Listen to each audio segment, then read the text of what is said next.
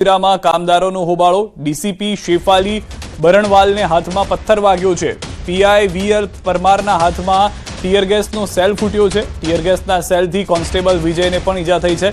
તમામ લોકોને સારવાર માટે હોસ્પિટલ ખસેડવામાં આવ્યા છે। વાહનોને સળગાવતા વિડીયો આવ્યા સામે।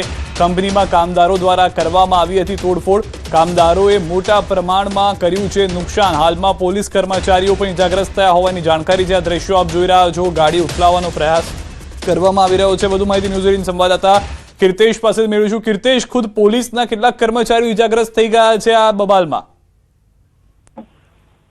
બિલકુલ સીધા જે પ્રકારે સુરતના હજીરા વિસ્તારમાં આવેલી MLS કંપની છે કે જ્યાં આગળ નવી કન્સ્ટ્રક્શન સાઇટ છે, આ સાઇટનો કોન્ટ્રાક્ટ આપવામાં આવ્યો છે એલેન્ટિંગ કંપનીને। અને જે પ્રકારે કહી શકાય કે વિડીયો વાયરલ થયો, વિડીયોના આધારે કારીગરો ભેગા થઈ હંગામો મચાવ્યો હતો। જોતજોતામાં મામલો ઉગ્ર બન્યો હતો અને કારીગરો દ્વારા પથ્થરમારો કરવામાં આવતા ખાસ કરીને વિસ્તારના હજીરા પોલીસ સ્ટેશનના પીઆઈ પરમાર, ડીસીપી શેફાલી બરણવાલ અને વિજય નામના એક વ્યક્તિ 3 લોકોને ઈજા થઈ છે।